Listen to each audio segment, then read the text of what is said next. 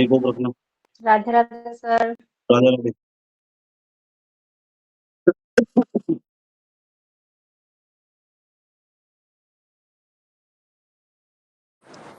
नमस्कार सर। नमस्कार।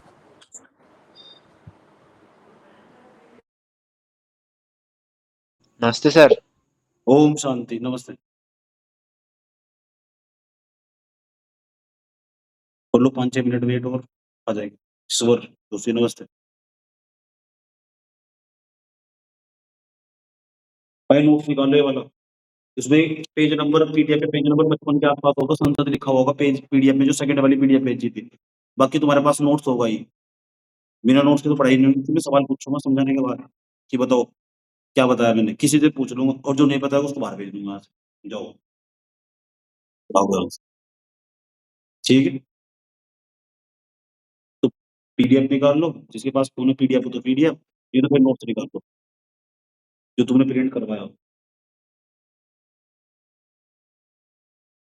आवाज नहीं आ रही मेरी?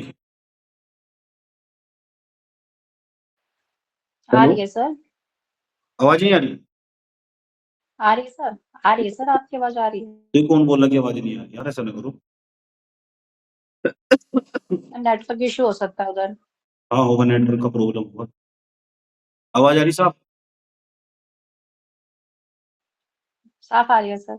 ठीक है। नोट्स है तुम्हारे सबके पास भाई या नहीं है? नोट्स प्रिंट करवाए नहीं सर तुमने? हैं सर, हैं। प्रिंट निकाल रखा है सर उनका। पीडीएफ में? नहीं नहीं सर, वो निकाल रखे हैं। फिजिकल फॉर्म में होंगे। प्रिंट निकलवा रखे हैं इसके। ठीक। जी।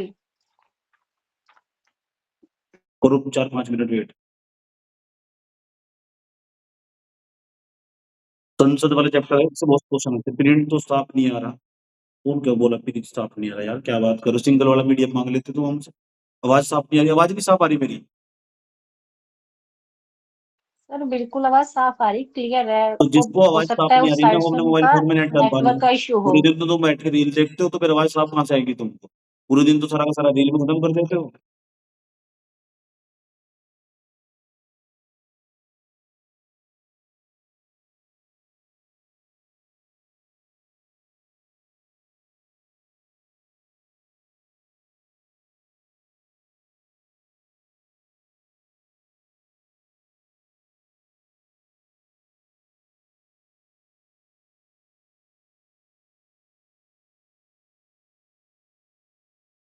टाइम 5-6 मिनट और, 4-5 मिनट और वेट। गगन जितेश नमस्ते।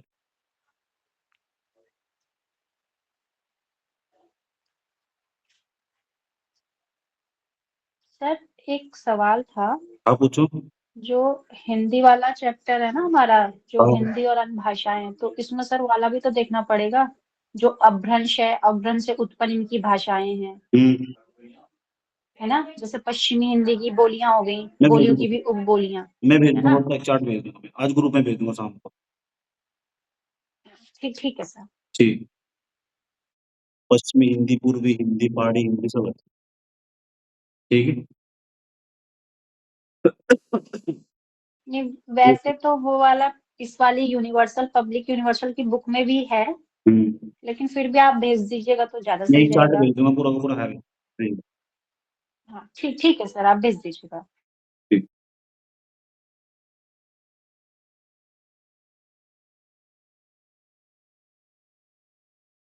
तो आज हम पार्लियामेंट वाला चैप्टर पढ़ेंगे, पता कौन सा? संसद वाला चैप्टर। याद रखना, किसी की भी वाट लगा दूंगा, ध्यान से सुन लेना। पूछूंगा मैंने क्या पढ़ाया, अभी क्या समझाया पूरा का पूरा। ठीक है। 1 घंटे के आसपास हम पढ़ेंगे, उसमें देखते हैं कितना होगा। फिर कल फिर पढ़ेंगे, परसों 2-3-4 दिन तो लगातार पढ़ेंगे। ठीक है, थोड़ा तो दिमाग भी खुलेगा तुम्हारा।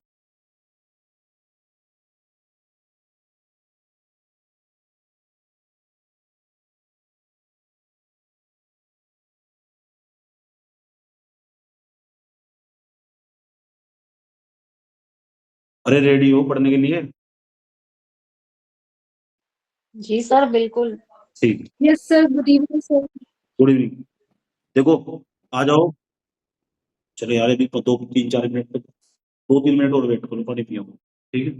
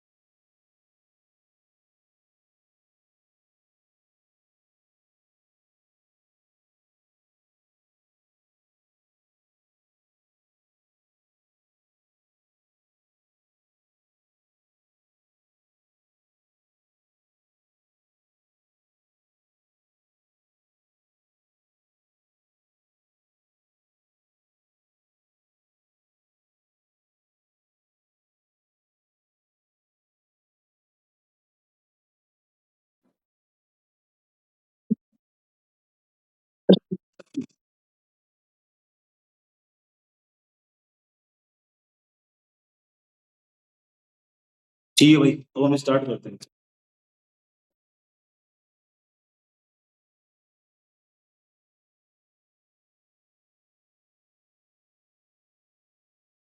और भी आ रही है मुझसे यार।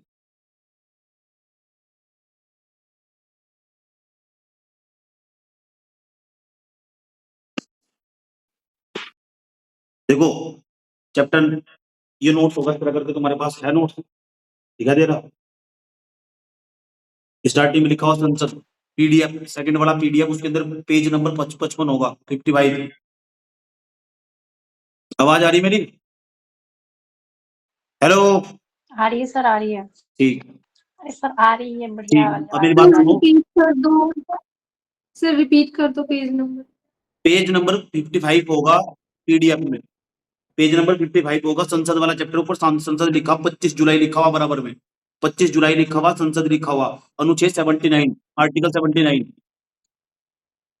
और जो इंग्लिश वाला होगा, मैं तो थोड़ा थोड़ा दोनों में एक्सप्लेन करके चलूंगा, कैसा होगा, इंग्लिश वाला बैठा होगा उसको ऐसा नहीं होगा, समझ में नहीं आएगा, सारी टर्मिनोलॉजी यूज करूंगा। समझ में आया? चैप्टर नंबर खोल लो, चैप्टर नंबर हमारे पास है संसद वाला चैप्टर, ठीक है, आर्टिकल 79 से स्टार्ट करेंगे, संसद वाला चैप्टर स्टार्ट कर रहे हैं। अब इसके बाद हम पूरा कुछ समझाऊंगा तुम्हें, और सवाल भी पूछूंगा, क्या सवाल जिस तरह के आजकल के सवाल आ रहे हैं, स्टेटमेंट वाला भी, पूरा कथन कारण वाले सवाल भी, पूरा का पूरा, और मैं सारी टर्मिनोलॉजी, जितनी भी टर्मिनोलॉजी यूज होगी इसके अंदर, जितने वर्ड यूज होंगे इंग्लिश में बता के चलूंगा, तो पूछ लूंगा क्वेश्चन में, समझ में आया? हिंदी में भी इंग्लिश में भी और पीछे का रिलेट करके पूछूंगा, समझ में आया? किसी से पूछ लूंगा, देखो कितना पढ़े हो तुम, क्या है तुम्हारा स्टेटस है, क्या तुम पढ़ क्या रहे हो तुम। और ऐसा मैं मान के चलता हूँ कि जो बच्चे यहाँ पे बैठे हैं उन्होंने एक बार पढ़ा है या 2 बार पढ़ा है, कहीं न कहीं पढ़ा है ये, ठीक है? लेकिन इस तरीके से, जिस तरह मैं समझा रहा हूँ पूरा का पूरा, मैंने इसका पूरा वीडियो बनाया था, पूरा समझाया था बच्चों को, वो सारा डिलीट हो गया, सब डिलीट हो गया, पता नहीं कैसे कहाँ चला गया। समझ में आया? तो अब आज हम संसद वाला चैप्टर, इसमें लोक राज्यसभा तक कवर कर लेंगे, राज्यसभा, लोकसभा तक कवर करने की कोशिश करेंगे, राज्यसभा तक तो कंप्लीट हो जाएगा। पेज नंबर पीडीएफ में 55 है, सबके पास पीडीएफ होनी चाहिए, नहीं तो हार्ड कॉपी होनी चाहिए उसके पास, या तो हार्ड कॉपी हो या पीडीएफ हो, लेके बैठ जाओ, तब जाके यहाँ क्लास में बैठो, और सवाल किसी से पूछ लूंगा, समझ में आया? सर सर जो डबल वाली है पेपर, डबल पेपर है, उसमें कौन सा पेज नंबर है? उसमें पेज मिला नंबर नहीं है।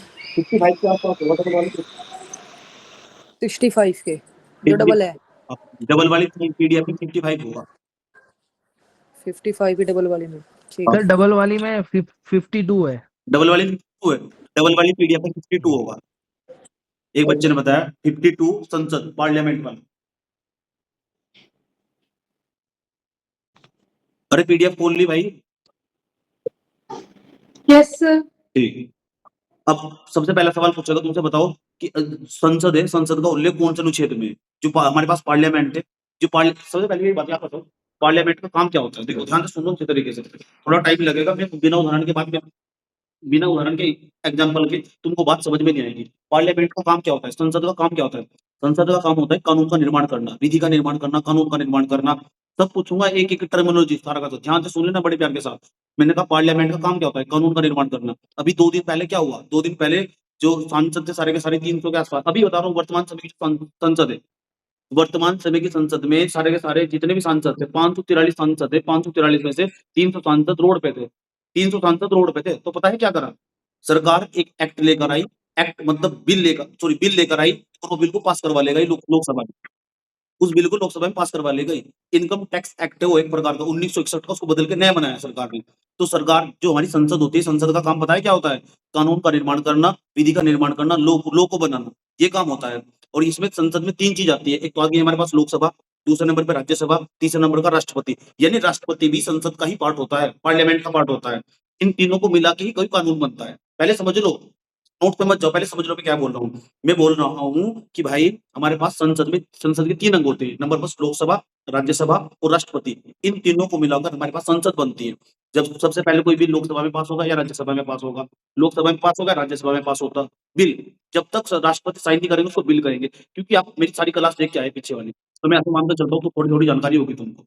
हम चैप्टर नंबर पढ़ रहे हैं आपका संसद, अनुच्छेद 79, दूसरे वाली पीडीएफ में पेज नंबर 52, जो एक छात्र ने बताया। समझ में आया? ठीक है।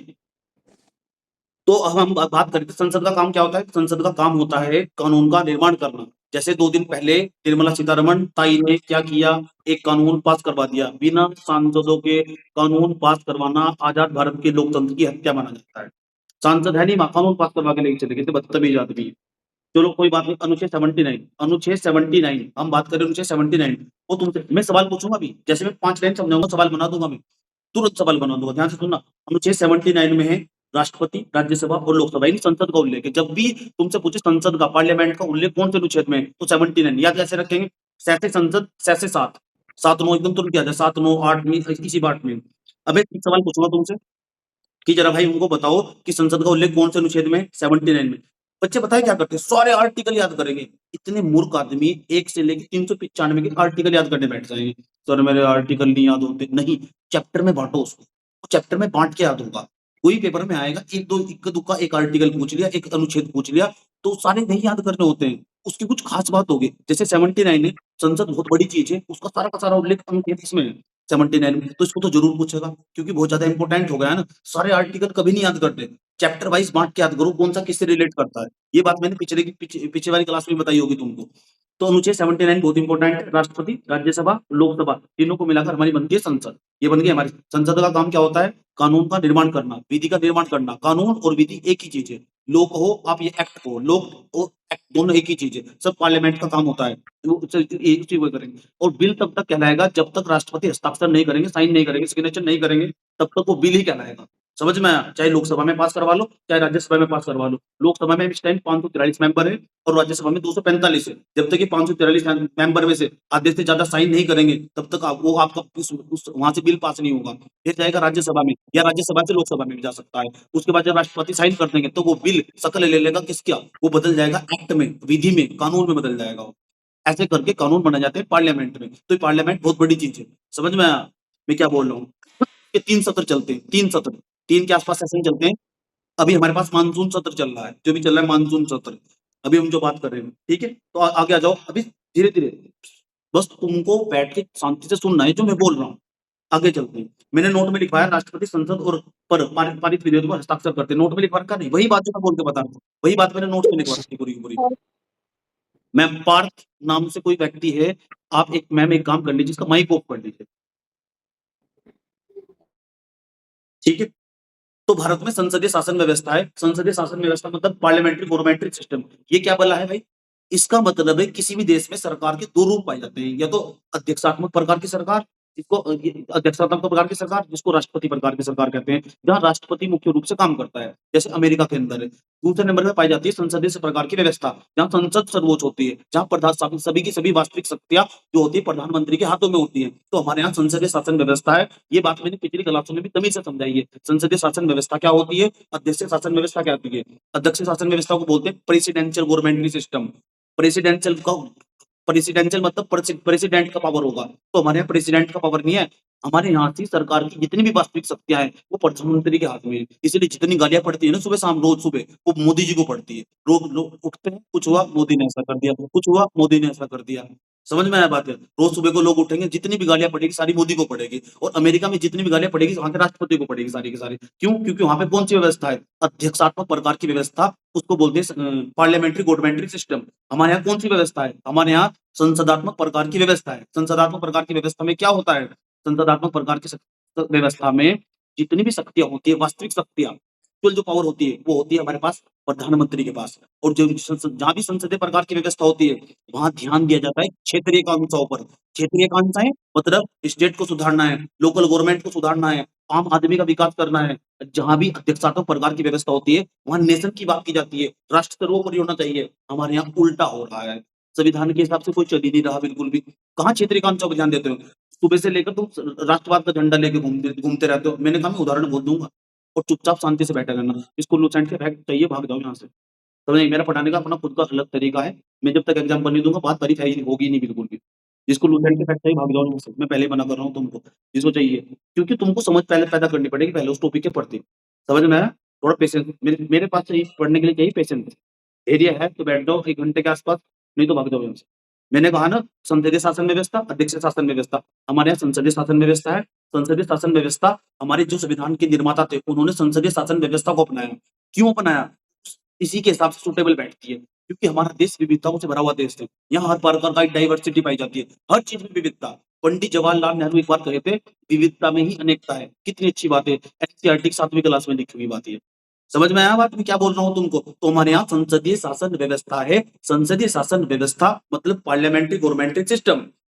समझ में? Parliamentary governmental system, presidential governmental system नहीं है हमारे यहाँ। संसदीय शासन व्यवस्था है, उसमें वास्तविक शक्तियां मुख्य उसके पास होती है। किसके पास? प्रधानमंत्री के पास। बात समझ में आई? और जो हमारे पास प्रेसिडेंशियल गवर्नमेंट सिस्टम होता है, राष्ट्रपति प्रकार का, राष्ट्रपति प्रकार की व्यवस्था वो पाई जाती है हमारे पास अमेरिका में। और वहां वास्तविक सत्ता किसके पास होती है? वो होती है राष्ट्रपति के पास। यस और नो, बात क्लियर हुई कि नहीं? अब हम आगे चलते हैं, ये मतलब है इसका। अब ये एक सवाल है बहुत इंपॉर्टेंट। चलो एक सवाल लेता हूँ। निम्नलिखित कथनों, संसद के संदर्भ में निम्नलिखित कथनों पर विचार कीजिए। संसद के संदर्भ में निम्नलिखित कथनों पर विचार कीजिए। ठीक है, consider the following statement related to parliament. ऐसा क्वेश्चन आएगा। पहला स्टेटमेंट, दूसरा स्टेटमेंट, दो स्टेटमेंट बनाऊंगा, तुम बताना इसमें से कौन सा सही है। संसदीय शासन व्यवस्था को भारत के संविधान में परिभाषित किया गया है। ये एक लाइन है, आपको बतानी सही है। संसदीय शासन व्यवस्था में भारत के संविधान को परिभाषित किया गया है। मैं एक तुमसे पूछना चाहूँ, एक तो ये लाइन हो गई, दूसरी लाइन हो गई हमारे पास भारतीय संविधान की मैंने कहा ना, पार्लियामेंट्री गवर्नमेंटल सिस्टम को डिफाइन किया गया है किसी भारत के संविधान में, इंडिया के कॉन्स्टिट्यूशन में। एक तो लाइन ये हो गई, संसदीय शासन व्यवस्था को भारत के संविधान में परिभाषित किया गया है। दूसरी लाइन जो स्टेटमेंट है, एक और बनाऊंगा, 3 बनूंगा, याद रखना, किसी सवाल आ रहे पेपर में। तुम्हारा तो ग्रेजुएशन लेवल का पेपर है, तो 3-3, 4-4 स्टेटमेंट देगा। समझ में आया? एक स्टेटमेंट कि भारत के संविधान में भारतीय संसदीय शासन व्यवस्था को परिभाषित किया गया है। आपको बताना ये वाली लाइन सही है या गलत है, जिससे पूछूंगा वो बताएगा। दूसरी लाइन में बनाने जा रहा हूँ, आपको बताना है कि लाइन सही है गलत है।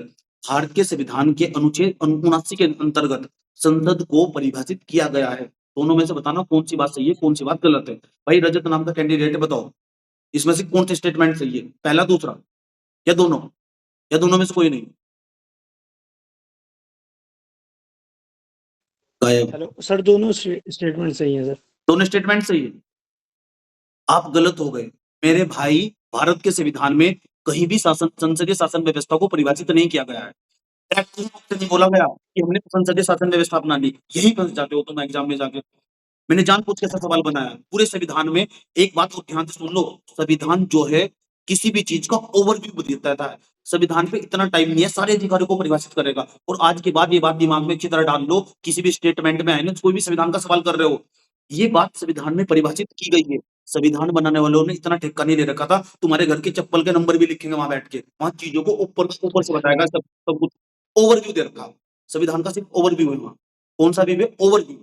समझ में आया मैं क्या बोल रहा हूँ? ओवरव्यू। तो संविधान में अगर इस तरह का स्टेटमेंट पेपर में आ जाए, ये चीज संविधान में परिभाषित की गई है, तो चुपचाप गलत मार के चले आना। ये तो बात सत्य हो ही नहीं सकती, सर जी बोले थे। और आजकल ऐसे स्टेटमेंट जानबूझ के बनाता है, गलत फैक्ट डालता है उसमें। बात समझ में आई मैंने क्या बोला तुमको? समझ में बात है? कॉन्स्टिट्यूशन वाले को इतना टाइम नहीं है, हर चीज को डिफाइन करेंगे, हर चीज को परिभाषित करेंगे। संसदीय शासन में हमें कैसे पता लगा? सुप्रीम कोर्ट ने बताया भाई, संविधान का आधारभूत संरचना है, ये सब सुप्रीम कोर्ट ने बताया। जो संसदीय शासन व्यवस्था आधारभूत संरचना का भाग है। अब तुम कहोगे गुरुजी आधारभूत संरचना क्या है? हमारे यहाँ 24 अप्रैल 1973 को केशवानंद भारती केस में ये बात निकल के आती है कि केशवानंद भारती केस में एक केस आया था 24 अप्रैल 1973 को। 1973 को सुप्रीम कोर्ट में एक केस गया था। उस केस के तहत सुप्रीम कोर्ट ने अपने इंस्ट्रक्शन दिए थे, अपने निर्देश दिए थे और बताया था सबको कि हमारे यहाँ संसदीय शासन व्यवस्था है, वो भारतीय संविधान की आधारभूत संरचना का भाग है। भारत के संविधान में कहीं भी संसदीय शासन व्यवस्था को परिभाषित नहीं किया गया है। पार्लियामेंट्री गवर्नमेंटल सिस्टम में इसको डिफाइन नहीं किया गया है। और आज के बाद ये लाइन दिमाग में अच्छी तरह धारण कर लेना। बात समझ में आई? हम आगे बढ़ेंगे, ठीक, आगे चलो, ठीक, उसके बाद आगे चलते हैं। और एक बात और सुन लो, जो संसद है ना, कुछ भी होगा देश में, संसद का काम होता है, संसद जो होती है, सरकार संसद के प्रति उत्तरदायी होती है। इसका मतलब अभी बताओ वर्तमान समय में किसकी सरकार है? मोदी जी की। मोदी जी कितनी सीट मिली? 293 के आसपास, गठबंधन मिला के 293 के आसपास सीटें इस टाइम वर्तमान समय की मोदी जी की सरकार है। तो सवाल भी मोदी जी की सरकार से पूछा जाएगा। पेपर लीक कैसे हुआ? पेपर हार्ड क्यों बना रहे हो? समझ में आया? बच्चों को नौकरी क्यों नहीं दे रहे हो? तो सवाल किससे पूछेंगे? इससे तो पूछेंगे। समझ में आया? 2 करोड़ रोजगार देने के बाद क्या था? 2 करोड़ रोजगार कहाँ गए?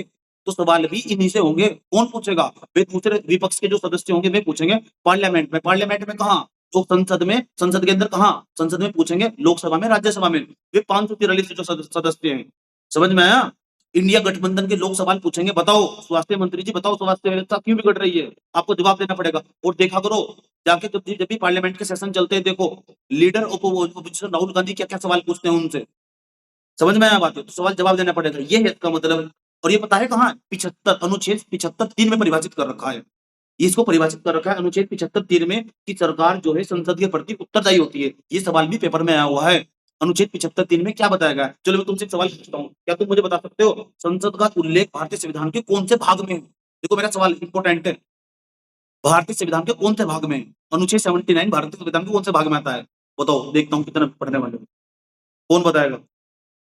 भाग 5 भाग 5 भाग 5 में सर, संघ में 5 6 7 ऑप्शन दे रहा हूँ, भाग 5, भाग 4, भाग 5, भाग 6। गौरव जोशी, पाँच भाग 5। अच्छा एक बात बता दो, राष्ट्रपति का उल्लेख भारतीय संविधान के कौन से भाग में है राष्ट्रपति का?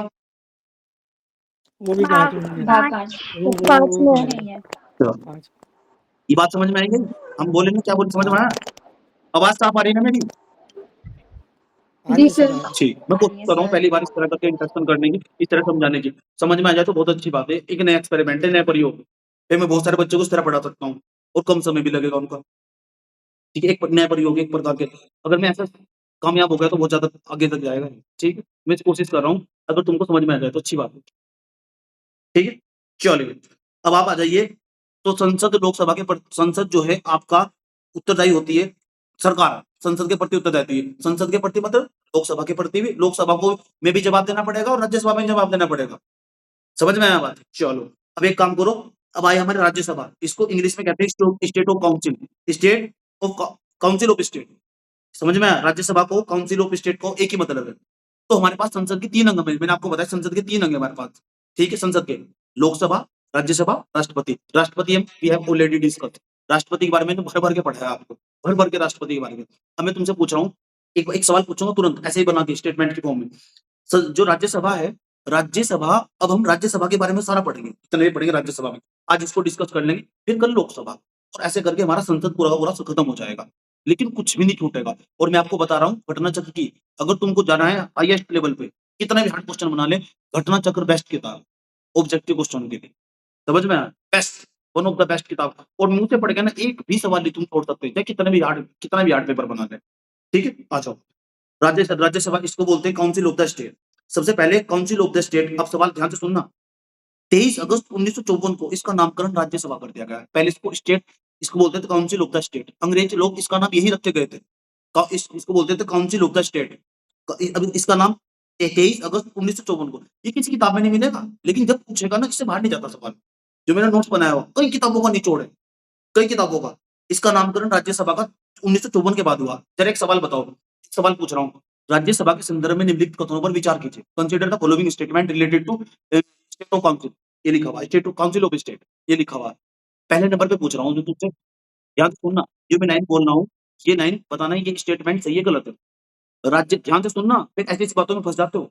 राज्यसभा शब्द को मूल संविधान में परिभाषित किया गया है, सही है गलत है? प्रीति, गलत है सर। सही है, प्रीति, सही है सर, राज्यसभा का उल्लेख किया गया है।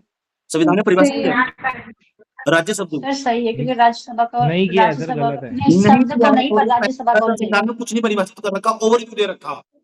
मेरे बाप सुधर जाओ, अभी तो थोड़े पहले बता के गया तुमको, क्या तुम भी क्या करोगे, नहीं किया परिभाषित, वर्णन है खाली, मूल रूप परिभाषा से तो नहीं है, बिल्कुल भी नहीं खाली किया गया। वर्णित मैं किया। कहूँ मूल रूप से, मूल रूप जब संविधान बनाने वाले थे, इसको तो नाम ही 1954 में बदल दिया गया, इसको तो council of the state, council of the state बोल रहे थे, तो मूल रूप से कहाँ परिभाषित कर दिया। ये लैंग्वेज है ना, सारा खेती, सारा ये सारा रोला पता है किसका? पत्नी कमर का नहीं है, सारा रोला बेटा इसका ही है, याद रखना बात। ये लैंग्वेज का है सारा का सारा, समझ में आया? भूल जाओ,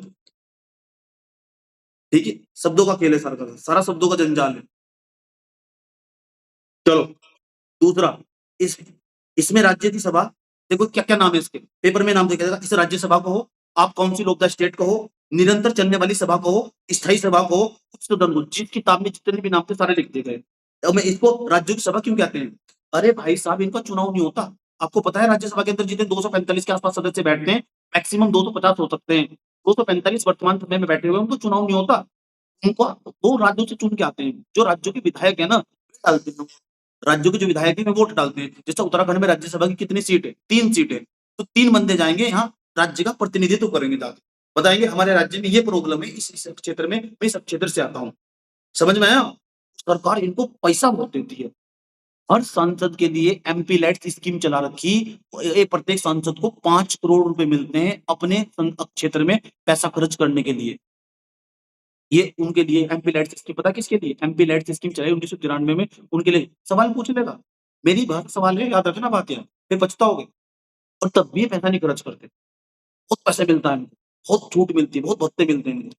चलो इसे छोड़ो, काम पे आओ। राज्यों की सभा कहते हैं निरंतर चलने वाली सभा। इसको निरंतर चलने वाली सभा क्यों कहते हैं? भंग ही नहीं हो सकती बिल्कुल भी। भाई भंग होने का क्या मतलब होता है? भाई भंग होने का मतलब है ये राज्यसभा के सदस्य, अब लोकसभा भंग हो जाएगी, 5 साल बाद फिर भंग हो जाएगी, 5 साल बाद सरकार चुनी जाएगी, फिर 5 साल बाद फिर सरकार चुनी जाएगी।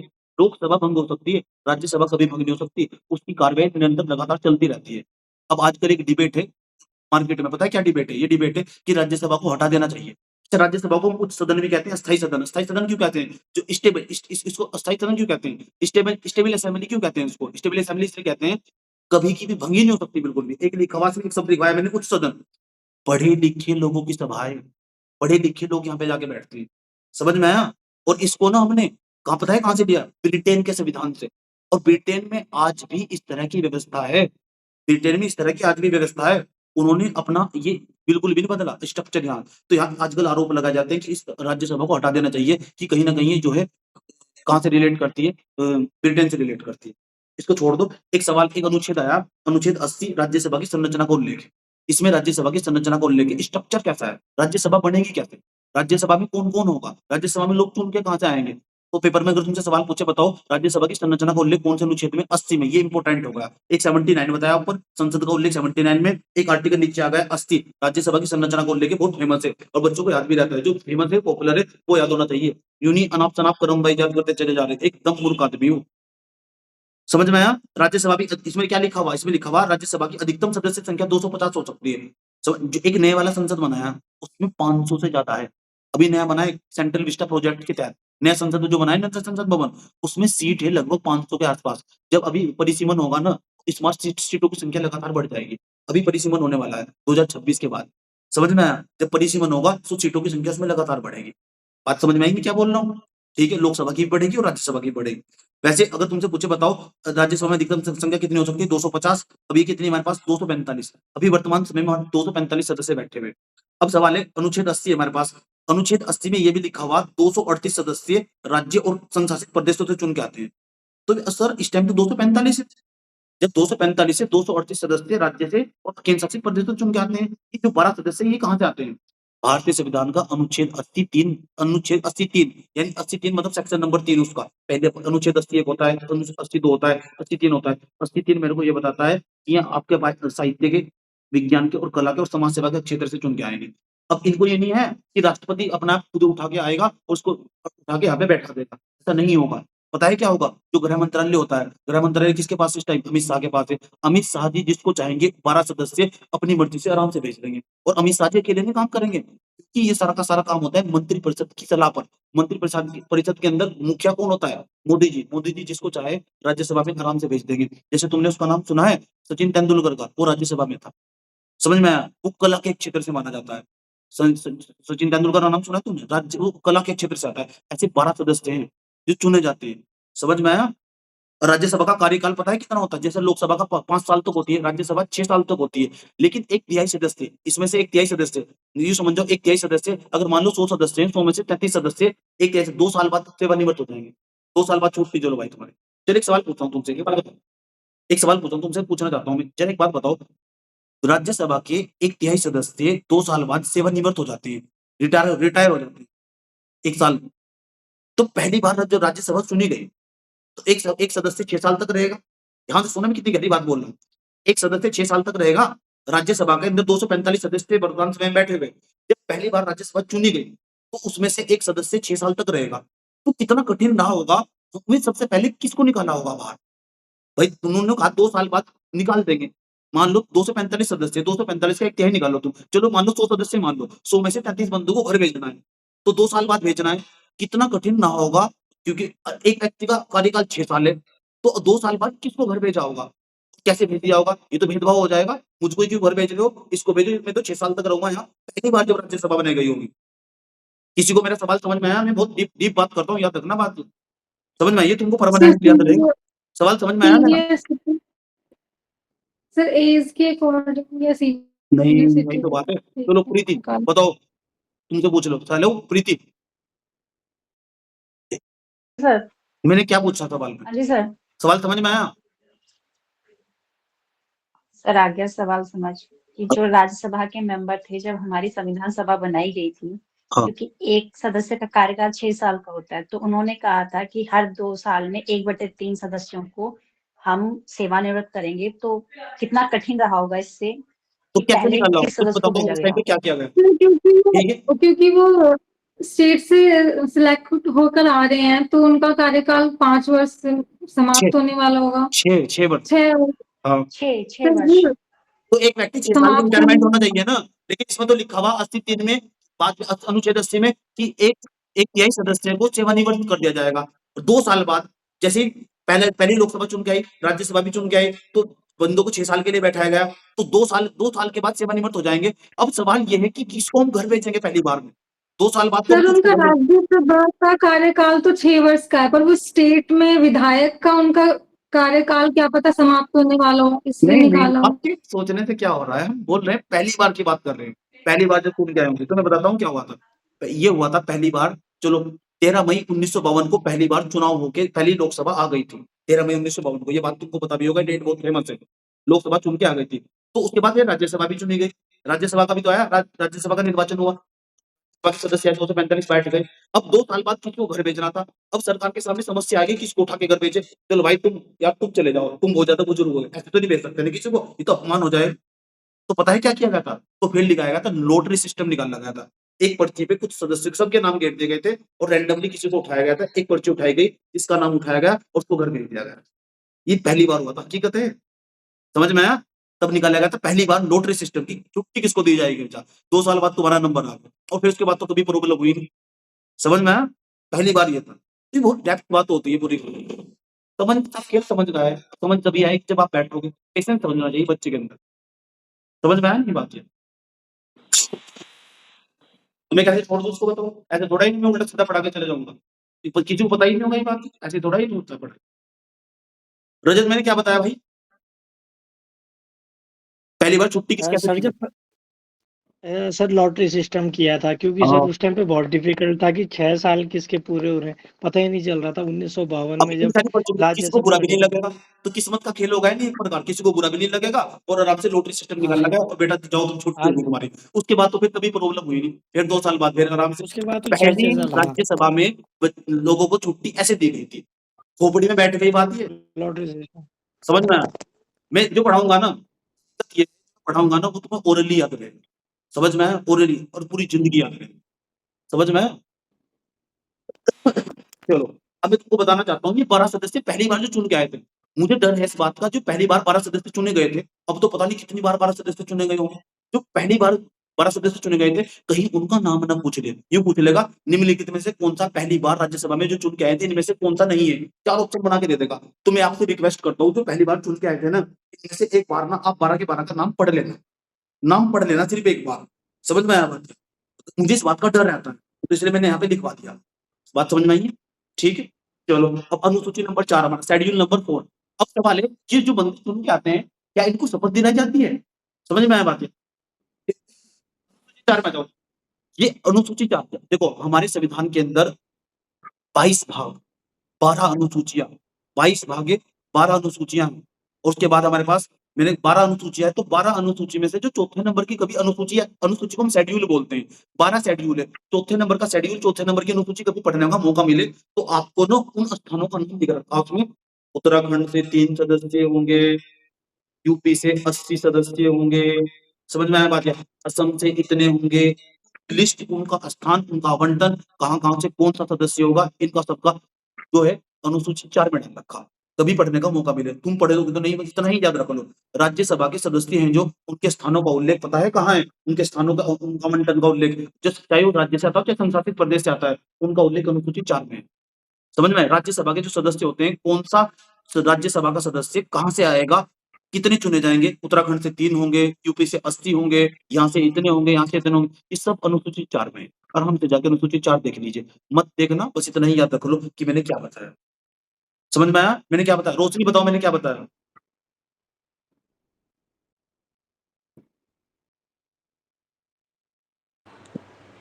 सर आपने बताया कि जो भी राज्य से चुने जाते हैं, मतलब जो इसमें राज्यसभा में जो सदस्य चुने जाते हैं, ये मतलब अनुसूची 4 में बताया गया है। उनका स्थान कि कौन सा राज्यसभा का सदस्य उनका कहाँ से स्थान होगा? कहाँ से चुना जाएगा, मतलब हाँ। ये मतलब जो सदस्य चुने जाएंगे राज्यसभा से, हाँ। ये किस अनुसूची में बताया गया है? अनुसूची 4 में बताया गया है। हाँ, समझ में आ गया? चलो, अब अनुच्छेद जी। 80 हमारे पास। अनुच्छेद 80 को ऐसे याद रख सकते हैं, अनुच्छेद 80 80 से 80 अनुच्छेद 80 से हो गई 80 88 आती है उच्च लोगों को। उच्च लोगों को मतलब उच्च सदन। समझ आई बात है? ये पढ़ा तो अनुच्छेद 80 उठा लो। समझ में आया बात? चलो नेक्स्ट देखो, अब सवाल है गुरुजी मुझे ना, मान लो मुझे को कल को राज्यसभा में जाना है, तो मैं कैसे जाऊंगा? ध्यान से समझो, मैं राज्यसभा में जाऊंगा कैसे? मेरी बात समझ रहे हो, सुन रहे हो? अगर कल को मुझे राज्यसभा में जाना हो, आपको पता है डॉक्टर मनमोहन सिंह का नाम तो सबने सुना होगा। उन्होंने कभी भी लोकसभा का चुनाव नहीं लड़ा, वो राज्यसभा के सदस्य थे, फिर भी प्रधानमंत्री बन सकते हैं। आपको पता है अभी प्रधानमंत्री बन सकते हो? असम से राज्यसभा के सदस्य थे वो। असम की कांग्रेस ने भेजा उसको, अमृतसर के कॉलेज में प्रोफेसर थे वो, पढ़ा रहे थे वहाँ। सोनिया गांधी को लगा इसकी जानकारी बहुत है, अच्छा पढ़ा लिखा व्यक्ति है, ठीक है, आराम से उसको बुलाया, एक काम करो आओ हम तुमको प्रधानमंत्री बनाते हैं। प्रधानमंत्री उठाया, बना दिया प्रधानमंत्री। समझ में आया? सर इंदिरा गांधी भी शायद, इंदिरा गांधी भी थी शायद हाँ, इंदिरा राज्यसभा गांधी से। का भी यही हाल था। समझ में आया? इंदिरा गांधी का भी यही हाल था, तो राज्यसभा की क्योंकि विधायक वोट डालते हैं इसमें। समझ में आया? कल को तुम मुझे यहाँ से ना आराम से, अगर कल को यहाँ कांग्रेस की गवर्नमेंट आती है या बीजेपी गवर्नमेंट आती है, ये देखते हैं सोनू जी तो बहुत अच्छे जानकार है यार, इनको तो लॉ भी पढ़ना आता है यार, इनको तो हिस्ट्री भी मालूम है, पॉलिटी भी मालूम है, ज्योग्राफी भी मालूम है, इनको तो इकोनॉमिक्स भी मालूम है, ये तो अर्थशास्त्री थी, ये तो पीएचडी भी करके बैठे हुए हैं यार। एक काम करो, व्यक्ति तो बढ़िया है, चलो एक काम करो, इनको प्रधानमंत्री बनाते हैं। राहुल गांधी को छोड़ो, हमको बनाओ, कोई बात छोड़ो। तो क्या पता क्या करेंगे, ये एक काम करेंगे, जो विधायक है ना, ये मेरे पक्ष में वोट डालेंगे, मुझे यहाँ से चुन के भेजेंगे, चुन के भेजने के बाद वहां पे भेजेंगे राज्यसभा में, तो मुझे वहां से भी प्रधानमंत्री बनाया जा सकता है। समझ में आया? तो बहुत सारे लोगों की सिफारिश रहती है यार राज्यसभा मिल जाए, और तुमको पता है एक बार कोई भी व्यक्ति राज्यसभा मिल गया ना, पूरी जिंदगी उसका टिकट कट जाएगा, 2.5 लाख रुपए हर महीना बैठे बैठे मिलेगी। एक बार भी बन गए, एक दिन के लिए बन गए ना, तो आपको 2.5 लाख रुपए महीना बैठे मिलेंगे, और पेंशन तो अलग से। समझ में आया बात? क्या और वैसे छूट, किराया, फ्लाइट सब फ्री। समझ में आया? चलो अब ये सोच राज्यसभा बना दो, मैं ये सोच राज्यसभा बना दो। अरे पढ़ लो कुछ नहीं होगा तुम्हारे साथ। वहम में मार बहुत अच्छी बात है सर ये तो। अगर विधायक भी बन गए, तो विधायक को भी इतनी छूट है, आपको पता है? विधायक को भी इतनी छूट है। समझ में आया? और अभी एक पद खाली है, पता है कहाँ? राज्यसभा का राज्यसभा के सभापति का। जगदीप धनखड़ ने इस्तीफा दे दिया। सच में एक वैकेंसी, जाओ जाओ तुम रुक जाओ। आगे चलो, अब सवाल है, तुमसे सवाल पूछेगा, ध्यान से सुनो। 80 अनुच्छेद 80 में उल्लेखित है, राज्यसभा में संघ राज्य क्षेत्रों संसद द्वारा बनाई गई विधि के तहत चुने जाएंगे। इसको छोड़ो, विधानसभा के सदस्य वोट डालते हैं, याद रखना बात। क्या जो राज्यसभा के सदस्य का चुनाव होता है, विधानसभा के निर्वाचित सदस्य वोट डालते हैं। मैं इंपोर्टेंट बात है, स्टेटमेंट पूछ रहा हूँ।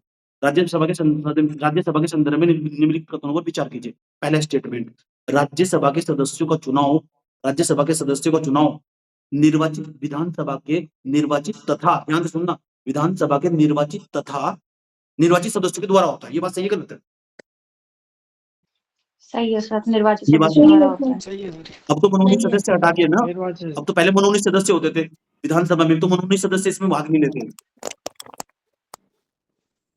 ठीक है, अब हम आगे चलते हैं। अनुच्छेद 80 के अनुसार राज्यसभा के सदस्य एकल संक्रमणीय अनुपातिक पद्धति, ये क्या बन रहा है?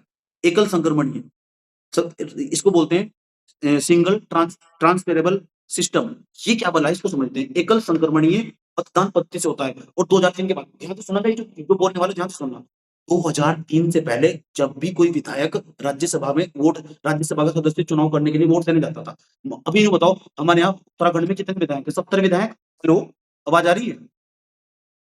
जी सर, आ रही है। उत्तराखंड में यहाँ इस टाइम कितने विधायक है? 70 विधायक है। जी सर। 77 विधायक हैं कल सर। को मैं राज्यसभा का चुनाव लड़ता हूँ, ध्यान से सुन लो, कल को मैं राज्यसभा का चुनाव लड़ता हूँ, तो राज्यसभा का चुनाव जब मैं लड़ूंगा, ध्यान से समझना, अगर मैं 2003 से पहले चुनाव लड़ने जा रहा हूँ ना, तो प्रत्येक विधायक पता है क्या करता था? अपना वोट छुपा के देता था। जब छुपा के देता तो उसको बोलते गुप्त मतदान प्रणाली, किसी को नहीं बताएगा। मैं इस व्यक्ति को अपना वोट दे रहा हूँ, और पता है इसमें वोट कैसे पड़ते हैं? मान लो 3 व्यक्ति का नाम है, सोनू जी हो गए, ये फलाना जी हो गए, ये ढिमका जी हो गए, तो 3 व्यक्ति हो गए हमारे पास, सोनू जी, फलाना जी, ढिमका जी। कुछ भी समझ गए ना तुम? समझ में आई बात? तो 3 व्यक्ति हो गए हमारे पास, मतलब तीनों को वोट डालना है, तो विधायक वोट कौन डालेगा? विधायक डालेंगे। अब विधायक को ये नहीं है कि केवल सोनू जी को वोट देके चले आएंगे, ऐसी बदतमीजी नहीं करती, उसको बस पसंद बनानी पड़ेगी। पहले नंबर की मेरी ये पसंद है, दूसरे नंबर की मेरी ये पसंद है, तीसरे नंबर की मेरी ये पसंद है। इसको बोलते हैं अनुपातिक सिस्टम, इसको बोलते हैं single transferable system, single transferable vote system, इसी को बोलते हैं। अनुपातिक गुप्त मतदान प्रणाली से पहले चुनाव होता था, लेकिन अब पता है क्या होता है? एकल संक्रमणी अनुपातिक पद्धति से होता है। इसका मतलब है अब भुगतान हुआ। 2003 के बाद अटल बिहारी वाजपेयी की सरकार ने बदलाव कर दिया। बदलाव क्यों कर दिया? विधायक इतने निकम्मे थे, दूसरी पार्टी के होने के बाद भी किसी और को वोट दे देते थे। दूसरी पार्टी के होने के बाद भी किसी और को वोट दे देते। अटल बिहारी वाजपेयी को लगा यार ये तो बहुत बड़ी बदतमीजी हो रही है। हमने सालों को इनको जिताया, सब कुछ करवाया, लेकिन ये वोट किसी और को डाल के आ रहे हैं। ये तो बदतमीजी हुई। अटल बिहारी वाजपेयी का दिमाग घूम गया, उसने आगे संशोधन कर दिया। 2003 के बाद बदलाव करने के बाद आपको खुले रूप में दिखाना पड़ेगा। पार्टी के व्हीप का उल्लंघन तो नहीं कर दिया। दिखाओ वोट, कहाँ देके जाए हो तुम वोट। अब वोट दिखाओगे तब जाके वोट डालोगे तुम। ये बहुत अच्छा काम कर दिया उन्होंने, समझ में आया? अब तुम इस पार्टी के टिकट पे चुनाव जीत के आए और तुम वोट दे रहे हो दूसरे व्यक्ति को, तो तब से एकल संक्रमणीय अनुपातिक पद्धति, सिंगल ट्रांसफरेबल सिस्टम से चुनाव होता है। बात बताओ समझ में आई नहीं आई? मैंने क्या बोला? 2003 से पहले क्या होता था, 2003 के बाद क्या होगा? प्रीति मेरी बात समझ में आई? हेलो, आ गई सर, आ गई। बताइए क्या क्या बताया मैंने? हाँ जी सर, आ रही है। मैंने क्या बताया जो ये बताओ मुझे। सर 2003 से पहले ये होता था, जो राज्यसभा के लिए चुनाव, विधानसभा में जो चुनाव देते थे, वो अपना मतदान गुप्त तरीके से देते थे। विधानसभा के चुनाव लेकिन में थे विधायक 2003 वोट के बाद बदतमीज थे। सर वो महाबदतमीज थे। 2003 के बाद चुनाव जो हो गया, तो खुले मतदान की पद्धति से हुआ, यानी एकल संक्रमणीय आनुपातिक पद्धति के तो यहाँ द्वारा, यहाँ पहले लिखा हुआ था जिसमें 2003 से वरीयता पहले के एकल हिसाब से। संक्रमणी गुप्त मतदान प्रणाली, नहीं दिखाएंगे तुमको वोट, हमारे बच्चे किसको वोट देंगे? अटल बिहारी वाजपेयी की वैसी सीट कब थी? समझ में आया? देखो 1997 के बाद और 2004 तक के बीच का जो काल रहा, पूरा राजनीतिक एक्टिविटाओं का दौर रहा। एक सरकार एक दिन बदली, दूसरे दिन किसी और की आ गई, दूसरे दिन बदली, तीसरे दिन किसी और की आ गई। अस्थायी सरकारें, सरकार स्थायी नहीं थी बिल्कुल भी। समझ में आया? तो इसने सोचा यार ये हो क्या रहा? ये अपने सदस्य वहां पे भेज देते। अटल बिहारी वाजपेयी का दिमाग घूम गया। अटल बिहारी वाजपेयी के बारे में कहा जाता है, अटल बिहारी वाजपेयी को कहा जाता है उसके काल को सुशासन का काल। ये अच्छी बात है। अब मैं तुमको बुरी बात बताता हूँ अटल बिहारी वाजपेयी की। अटल बिहारी वाजपेयी जो है लोगों की बुढ़ापे की लाठी छीन ले गया। 2004 के बाद किसी को पेंशन ही नहीं मिलेगी। समझ में आया? और जो व्यक्ति, ये बुरी बात जी नहीं, सर, सुन लो, बिल्कुल। हर व्यक्ति के जी अंदर सर, बुराई बुराई भी बिल्कुल। होती है। नहीं मिलेगी तुमको पेंशन 2004 के बाद, तुम्हारी सरकारी नौकरी लगी तो जाओ भाड़ में तुम। और हकीकत ये बात है, जो व्यक्ति दूसरों की पेंशन खा गया, खुद पेंशन पे जी के गया। आपको पता है? खुद पेंशन पे जी के गया व्यक्ति, पेंशन खा गया। तो ये नेता है, सब अपने लिए काम करते हैं। तुम ना तो किस पार्टी से हो ना इस पार्टी से, ये बात याद रखना। चलो अब आगे चलते हैं। देखो 1952 से 2003 तक मैंने ये लाइन लिखवा रखी, खुला मतदान प्रणाली से पद्धति से चुनाव होता था। 84 में जाओ, 84 में। अरे भाई समझ में आ रहा मेरा क्या मैं बोल रहा हूँ? बोर तो नहीं हो रहे तुम? Yes sir. पढ़ने वाली संख्या बहुत कम है। Yes sir. जी, नहीं सर, क्लास बहुत अच्छी लग रही है ये। अच्छी लग रही है। हाँ, कॉन्फिडेंस चैनल पे पहुंच जाएगा, वो तो मास्टर सामने बैठा हुआ। अब क्या दिक्कत हो? सर वो बात तो है ही है, आधा कॉन्फिडेंस तो आपकी आवाज से आ जाता है। भारत माता की, बस अब तो सिलेक्शन नहीं रोक सकता भारत कोई। माता की जय। योग्यता योग्यता का उल्लेख अनुच्छेद 84 में है। अनुच्छेद 84 में कौन जाएगा राज्यसभा में? अब देखते हैं क्या तुम राज्यसभा में जा सकते हो। अब देखते हैं। नंबर फर्स्ट, आप भारत के नागरिक होने चाहिए। और देखो मैं एक सवाल पूछता हूँ, राज्यसभा के सदस्य की योग्यता के संदर्भ में निम्नलिखित कथनों पर विचार कीजिए। नंबर फर्स्ट, राज्यसभा का सदस्य बनने के लिए आप भारतीय मूल के नागरिक होने चाहिए। भारतीय मूल के नागरिक होने चाहिए। भारत के मूल रूप से नागरिक होने चाहिए। ये बात सही है गलत? सही है गलत? सही है सर। मूल रूप से तो नहीं होना चाहिए, मूल रूप से तो नहीं सर, भारत मूल के रूप से नागरिक नहीं होना नहीं चाहिए, सही नहीं है, ये गलत है। एक तो नागरिक होना, मूल रूप से पैदा होना। अरे मेरी एक दोस्त है, सुन लो ध्यान लगा के, चलो चुप हो जाओ। मेरी एक दोस्त है, वो रहती है अमेरिका में। उसने बोला यार सोनू जी एक काम करो, मैं तुम्हारे यहाँ आके ना राज्यसभा का चुनाव लड़ सकती हूँ। मैंने कहा बिल्कुल लड़ सकती हो, आपको हमारे यहाँ की सिटीजनशिप लेनी पड़ेगी, आ जाओ। उसने कहा क्या करना पड़ेगा? मैंने कहा शादी कर लो। समझ आई बात है, यहाँ क्या किसी को ढूंढ के, अच्छा ठीक है काम करते, जो साल शादी करवा दी, सिटीजनशिप मिल गई उसको, अब लड़ेगी चुनाव। वो भी राज्यसभा का सदस्य बन सकती है अगर वहां की यहाँ की सिटीजनशिप ले ले। मूल रूप से होना, एक तो हो ओरिजिनली होना और एक हो होना, दोनों में अंतर होता है। यहीं पैदा हुई, यहीं चुनाव लड़ेगी जब चुनाव लड़ सकती है। जैसे सोनिया गांधी जी बोलिए बोलिए बोलिए, जी, जैसे सोनिया गांधी आवाज नहीं आ रही। इटली की सर, सोनिया गांधी नहीं थी? हाँ सोनिया गांधी, शाबाश वेरी गुड। सोनिया गांधी का कितना अच्छा एग्जाम्पल दिया। इटालियन महिला थी। राजीव गांधी को प्रेम हो गया। प्रेम कहाँ हुआ? इटली में। कहाँ मिली? एक रेस्टोरेंट में। समझ में आया? पकड़ के ले आया ही, और एक काम करो, शादी करी, सिटीजनशिप दी और राज्यसभा में लड़ा धड़ धड़ धड़ करके। श्योर। भारत का नागरिक हो। दूसरा, क्या आप, हाँ एक तो भारत के ना मूल रूप से नागरिक नहीं लिखा हुआ, और ऐसे सवाल बनाता है पेपर में। दूसरे नंबर पे जाओ, न्यूनतम आयु 30 वर्ष होनी चाहिए। अगर आपकी न्यूनतम आयु 30 वर्ष है ना, सुन लो, 30 वर्ष न्यूनतम, 29 साल के हो ना, राज्यसभा में जाओगे ही नहीं। पता है क्यों रखा है ऐसा? 30 साल क्यों रखी, 21 साल क्यों रखी, कोई बता सकता है? अम्बेडकर ने जब लिखा होगा कि 30 की जगह 25 कर देता, तो मैं कल कोई चुनाव लड़ लेता। 30 की जगह 30 क्यों कराऊंगा? सर, एक समझदारी का लेवल ये बुढ़ापे में ही तुमसे आता ज्यादा है, कौन समझ बुढ़ापा सकता 30 है? में ये लग तुमसे ज्यादा जाता है। कौन समझ सकता है कि 30 साल में जो सीखा है, 25 साल में सीख जाते हैं।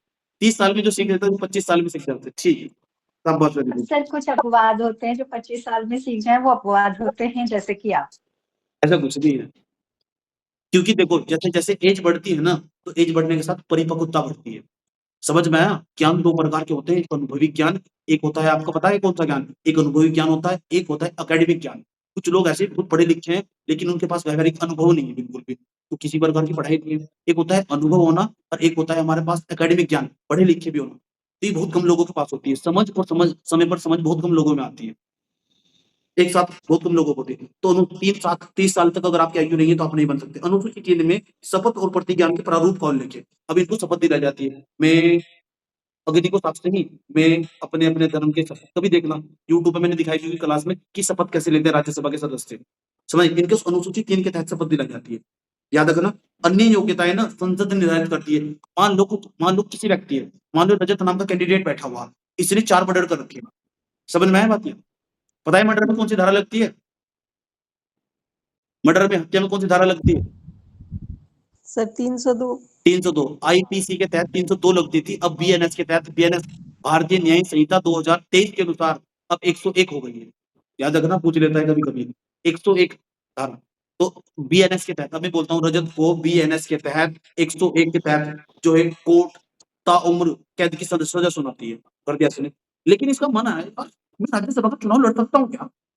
जेल से बैठे बैठे भी बहुत सारे लोगों ने चुनाव लड़ा। अब ये बात तो संविधान में लिखी नहीं हुई, क्योंकि संविधान बनाने वाले को इतना तो टाइम था नहीं, इतना भी लिखते कि रजत है, इसने अटेम्प्ट टू मर्डर का केस लगाया है, बीएनएस के तहत 101 के तहत, ये जेल के अंदर है, चुनाव लड़ सकता है नहीं लड़ सकता है? अब बताओ तुम, चुनाव लड़ सकता है नहीं लड़ सकता है? लड़ सकता है सर, बताओ, लड़ सकता है सर। कौन बताएगा कोई? ये चुनाव लड़ सकता है नहीं लड़ राज्यसभा को? सर लड़ सकता है चुनाव। इसको बोलते हैं तुक्का, जो तुम सब बोल रहे हैं। समझ में बात? लड़ सकता है नहीं लड़ सकता, 2 ही ऑप्शन है, यहाँ तो 4 ऑप्शन भी नहीं है। पता है इसको बोलते सर हैं तुक्का। हकीकत ये है, देखना अरे मोहतरमा रुक जाओ, आपको संसद के नियम और कार्यपालन करना पड़ेगा। वो बताएगा राज्यसभा का चुनाव लड़ सकता है नहीं, जो राज्यसभा का सभापति है, जो बैठा है ऊपर, चेयरमैन जो बैठा है ऊपर, जगदीप धनखड़, अभी तो उन्होंने इस्तीफा दे दिया। अब वो बताएगा चुनाव लड़ सकता है। और ये संसद के नियम प्रक्रियाओं में उल्लेख है, संसद ने कानून बनाए हैं, वो पढ़ना पड़ेगा, और पढ़ने के बाद देखेंगे ये लड़ सकता है नहीं लड़ सकता। अटेम्प्ट टू मर्डर का केस क्यों लड़ रहा है? आपको लगता है लड़ना चाहिए इसको चुनाव? आप अपनी तरफ से बता रहे हैं क्यों लड़ेगा चुनाव? ये व्यक्ति कल को जाके संसद में चेयरमैन को फोड़ देगा, जो वहां का सभापति है, इसको चुनाव लड़वाओगे तुम? कैसी बात करते हो? और ये हम निर्धारित नहीं करेंगे, संसद निर्धारित करेगी चुनाव लड़ेगा नहीं लड़ेगा। कौन हो तुम जो डिसाइड करने वाले? हाँ या ना, ये ऑप्शन थे तुम्हारे पास। श्योर। बोर तो नहीं हो रहे यार? बोर तो नहीं हो रहे? चलो, और ये बात अनुच्छेद 84 में के आधार बनाते हुए एक गवर्नमेंट ने कानून भी बना रखा, उसको जनप्रतिनिधि अधिनियम 1950 से 1951 के नाम से जानते हैं। जनप्रतिनिधि बहुत बड़ा कानून है, बहुत बड़ा। सारी संसद की सारी बातें लिखी हुई इसमें, जो संविधान में नहीं लिख पाए ना। जनप्रतिनिधित्व अधिनियम 1950 और 1951 1984 के तहत हमने कानून बना दिया इस तरह का। उसमें कौन राज्यसभा में जा सकता है, और भी कानून है जो संविधान में लिखा हुआ, संविधान में तो ना लिखा हुआ था भारत का नागरिक हो, 30 साल की तुम्हारी उम्र हो, अनुसूचित इनकी टैक्स शपथ लेनी पड़ेगी। सोचा यार ये बदतमीज हो जाएंगे, ये तो मैं भी वहां जाकर बैठ जाए जो क्रिमिनल है, ये तो मैं भी चुनाव लड़ जाएंगे। संसद में बनाया गया कानून जनप्रतिनिधित्व अधिनियम 1950, आरपी एक्ट बोलते हैं, रिप्रेजेंटेटिव पीपल्स एक्ट जिसको बोलते हैं, 1950-1951 रिप्रेजेंटेटिव पीपल्स एक्ट बनाया। कानून 1984 में ऐसी बातें लिखी हुई थी, बना दिया उन्होंने कानून, 2 कानून बनाए। जितना भी कुछ भी होता है, आज देखे राहुल गांधी को घर से निकाल दिया, राहुल गांधी को लोकसभा से निकाल दिया, उनकी सदस्यता छीन ली गई, ये सब यहाँ लिखा हुआ। जनप्रतिनिधित्व अधिनियम 1951 में, 1950-1951 में ये बनाया गया था, 1951 में बनाया गया था। अम्बेडकर के सामने की बात है, अम्बेडकर बहुत बड़ा योगदान था इसमें, समझ में आया? चलो इतनी बात बताओ, समझ में आई? एक बात, मैं एक सवाल पूछता हूँ तुमसे, ध्यान से समझना, बड़े ध्यान के साथ, ठीक है? बोर तो नहीं हो रहे यार? पढ़ने वाले को क्या बोरियत पैदा करती, जिसको नहीं पढ़ना है जाओ यहाँ से, तो वही बात। सर कसम से जिसने यूं बोला ना बोर हो रहा है, उसे पाप लगेगा। एक बात सुनो मुझसे, एक मैं सवाल पूछना चाहता हूँ तुमसे, ये कौन है यहाँ पे? चलो प्रीति को ले लेते हैं। प्रीति बोलती है, सर मैं उत्तराखंड की रहने वाली हूँ, ध्यान से सुनना, मैं सवाल पूछा अगली लाइन समझाऊंगा। प्रीति बोलती है, सर मैं उत्तराखंड की रहने वाली हूँ, मैं चाह रही हूँ ना, मैं ना पश्चिम बंगाल में जाके चुनाव लड़ूं, वो भी राज्यसभा का। मैंने कहा क्या बोल रही हो, पागल हो गई क्या? जहां से हो ना वहां से चुनाव लड़ो ना। सब था 2003 से पहले, आपको पता है? समझ में आएगी बात कि आप जहां के निवासी हो वहीं से चुनाव लड़ो। नहीं समझ में आया मैं क्या बोल रहा हूँ? हेलो, आ गया सर, समझ आ गया। अब लेकिन ये बाध्यता 2003 के बाद खत्म कर दी गई। अटल बिहारी वाजपेयी को समझ में आ गया, यार मैं बिहार से चुनाव नहीं लड़ सकता, लेकिन कहीं और के लोग मुझे अच्छी तरह मानते हैं। समझ में आया बात? कहीं और के लोग मुझे अच्छी तरह मानते हैं, मैं वहां से चुनाव लड़ सकता हूँ, वे वहां जीतता है। ये सब अपने मन मुताबिक करते हैं, किसी भी सरकार हो, बीजेपी की, कांग्रेस की, नेता बराबर निकम्मापन। समझ में आए? नेता वही है जिसके अंदर निकम्मापन है। भारत में नेता उसी को कहते हैं। समझ में आया? अपने मन मुताबिक बदल। समझ में आया? और बताए रजत, समझ में आया मैंने क्या बोला? Yes sir. 2003 से क्या बोला रजत? सर 2003 के बाद सर कोई भी कैंडिडेट सर राज्यसभा का चुनाव सर अदर स्टेट से भी लड़ सकता है। 2003 से पहले ऐसा नहीं था। इसका मतलब तुम्हारी समझ में एचडी आ रहा है, समझ में आया? मजा आ रहा है तुम्हें? ठीक। हाँ तो 3 शब्द है हमारे पास, एक तो एकल संक्रमणी, अनुपातिक, खुला। इसका मतलब क्या है? एकल संक्रमणी का मतलब पता है क्या है? विधायक वरीयता क्रम में वोट देते हैं। आपको विधायक पता है कैसे वोट देगा? 3 सदस्य खड़े होंगे, 1 2 उत्तराखंड में 3 राज्यसभा के सदस्य हैं, क्या आप मुझे तीनों का नाम बता सकते हैं? अजय टमटा। अजय टमटा, अजय टमटा है, पता क्या है? अजय टमटा राज्यसभा के सदस्य हैं। नहीं सर, नरेश बंसल, कल्पना सैनी और अनिल बलूनी। कल्पना सैनी जो रुड़की की कल्पना है। सैनी का एग्जाम्पल ले लेते हैं। महेंद्र बाड़ी बने सर अपने। ठीक, कल्पना सैनी का एग्जाम्पल ले लेते हैं। जब कल्पना सैनी ने फॉर्म भरा होगा राज्यसभा का सदस्य बनने के लिए, तो बीजेपी से है, तो क्या कांग्रेस के व्यक्ति ने नहीं भरा होगा? कांग्रेस के व्यक्ति तो खड़े हुए होंगे, खड़े हुए बिल्कुल होंगे। सर, हुए होंगे। 70 विधायकों ने वोट पे डाला होगा। जब 70 विधायक ने वोट डाला होगा, तो उसने पहली पसंद बतानी पड़ेगी, दूसरी पसंद, तीसरी पसंद। ऐसे नहीं व्यक्ति को वोट डाल के चले गए थे, ऐसे नहीं हो सकता, आपको बताना पड़ेगा। इसी को बोलते हैं एकल संक्रमण। ये मतलब इसका एकल संक्रमण का, इसको ट्रांसफरेबल बोलते हैं। यही है ट्रांसफरेबल का मतलब। एक आपको वरीयता क्रम में वोट देना पड़ेगा, मेरी ये पहली पसंद है, ये दूसरी पसंद है, तीसरी पसंद है। इसी को बोलते हैं एकल संक्रमणी। अनुपातिक का मतलब जो व्यक्ति जीतेगा कोई निश्चित कोटा प्राप्त करना होता है। ये निश्चित कोटा क्या होता है, इसका कैलकुलेशन में समझाऊंगा आगे चल के। कैलकुलेशन एक न्यूमेरिकल समझाता हूँ, उसके बाद तो निश्चित कोटा उसी को बोलते हैं, निश्चित कोटा। इसको बोलते हैं अनुपातिक। खुला चुनाव दिखा के वोट दो। पहले मतदान प्रणाली होती थी, जब खुला चुनाव, आप व्हीप का उल्लंघन नहीं कर सकते। आप जानते हो व्हीप क्या होता है? व्हीप का मतलब होता है जो पार्टी ने अपना पूरा का पूरा एक रूल बनाया हुआ, ये पार्टी का पूरा का पूरा एक पूरा का पूरा सिस्टम है, पूरा का पूरा हर पार्टी का अपना नियम है, आप उसके अगेंस्ट नहीं जा सकते। समझ में? इसलिए खुला मतदान प्रणाली को 2003 के बाद लागू कर दिया गया। अब बताओ मेरी बात समझ में आ रही नहीं आ रही? Hello, yes sir. Yes sir. ठीक। आ रही है सर। राज्यसभा का कोई कार्यकाल नहीं होता है, न ही इसका राज्यसभा कभी भंग होती है, इसलिए इसे स्थायी सभा कहते हैं। राज्यसभा का कार्यकाल 6 साल का होता है। ये 6 साल तक बैठ के चाय पापे नाश्ता वगैरह सब तोड़ते हैं, ठीक है? लेकिन एक इंपॉर्टेंट बात, हालांकि इस प्रकार की शब्दावली संविधान में उल्लेखित नहीं है कि राज्यसभा का कार्यकाल 6 साल का होगा। ऐसा संविधान में कहीं भी नहीं लिखा हुआ। ये बहुत बहुत गहरी बात है। ऐसे किसको पता है, कैसे पूछेगा? राज्यसभा का कार्यकाल 6 साल का होता है, यह बात संविधान में परिभाषित की गई है। समझ में आया? सर नहीं नहीं की गई है, याद रखना बात, ठीक है? संविधान बनाने वाले को इतना ठेका नहीं है। ये संसदीय नियम और प्रक्रियाओं में मिलेगा। रिप्रेजेंटेटिव पीपल्स एक्ट जिसको बोलते हैं, जन प्रतिनिधित्व अधिनियम 1950-1951 में जो संसद ने कानून बना रखा, 1984 के तहत, जो मैंने तुमको बताया, वहां मिलेगा। कोई बात कानून में लिखा होना अलग बात है, मूल रूप से संविधान में लिखा होना अलग बात है। आपको पता है, अगर कोई चीज मूल रूप से संविधान में लिख दे, उसकी वैल्यू बढ़ जाती है। मान लो ये रजत नाम का व्यक्ति है बैठा हुआ है, इसको लिख देते रजत नाम के व्यक्ति को, अम्बेडकर जब कानून लिख रहे थे, रजत नाम के व्यक्ति को अनुच्छेद कितने 396 के तहत, अनुच्छेद 396 के तहत पूरी जिंदगी जो है राज्यसभा में रखा जाएगा। इसकी तो मौज आ जाती, कोई काट ही नहीं सकता, हटा ही नहीं सकता इसको। इतनी इंपॉर्टेंट होती है बात, तो पार्ट उसमें लिखी जाती है। और जो है हमारा संविधान जो है वो चीजों को ओवरव्यू के हिसाब से बताता है। और सुप्रीम कोर्ट क्या है, उसका विश्लेषण करता है। सुप्रीम कोर्ट अनुच्छेद 12 से लेकर 35 तक का आज तक पूर्ण रूप से विश्लेषण नहीं कर पाया, पूर्ण रूप से। अनुच्छेद 21, 19 और 14 तीन आर्टिकल ऐसे गोल्डन ट्रायंगल कहते हैं। अनुच्छेद 14, 19 और 21 इनको गोल्डन ट्रायंगल कहते हैं। गोल्डन ट्रायंगल इसलिए कहते हैं, इनका आज तक विश्लेषण नहीं कर पाया, सब कुछ इनसे जुड़ जाता है। सुप्रीम कोर्ट में लंबी लंबी छोटी छोटी बहस चलती है इस बात पे, इतने खतरनाक आर्टिकल है। चलो, अनुच्छेद 83 के अनुसार एक तय सदस्य, मैंने तुमको बताया 2 वर्ष बाद सेवानिवृत्त हो जाते हैं, ठीक है? और मैंने बताया 1952 में राज्यसभा पहली बार गठित हुई थी। 54 से 56 तक यहाँ 123 सदस्यों लॉटरी सिस्टम निकाला गया था। नोट्स में सब लिखवा रखा मैंने, किसी नोट्स में नहीं मिलने का, किसी भी। कई किताबें पढ़ाई गई थी, लो भी पढ़ा हुआ व्यक्ति हूँ भाई, मुझे सब पता है। समझ में आया? ठीक है। गलत को अच्छी तरह समझता हूँ, जानता हूँ। आगे चलो, राज्यसभा की कभी रिक्ति नहीं होती, राज्यसभा कभी रिक्त नहीं, इसका कारण उसे निरंतर चलने वाली सभा भी कहते हैं। सब लिखवा रखा, इसे कभी रिक्त नहीं हो सकती बिल्कुल भी।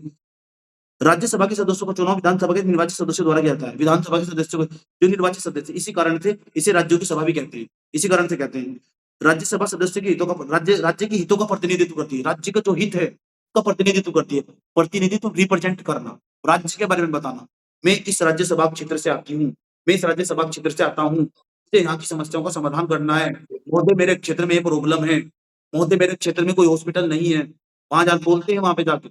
इसलिए अब तो तुम पढ़े लिखे जागरूक नागरिक बन रहे हो, तो आधा एक घंटा जो है निकालना करो कि संसद में हुआ क्या। 3 सत्र चलते हैं, मानसून सत्र, बजट सत्र, शीतकालीन सत्र। जब भी किसी भी सत्र में कुछ भी हो, जाके सुना करो उसको। यही एक अच्छे नागरिक की पहचान होती है। कुछ भी हो, समझ में आया पार्लियामेंट में क्या चल रहा है, आधा घंटा 30 मिनट निकालना करो उसके लिए। इसको केवल किताबें मत छोड़ो। समझ में आया? अभी तो मैं देखता हूँ, अभी पंचायत चुनाव हुए थे उत्तराखंड में, मैंने देखो 21 साल की महिलाएं चुनाव जीत रही है। वाह यार, कितना इंटरेस्टिंग है। डेमोक्रेसी का इससे बेस्ट एग्जाम्पल कुछ हो ही नहीं सकता। 21 साल, 22 साल, 25 साल के।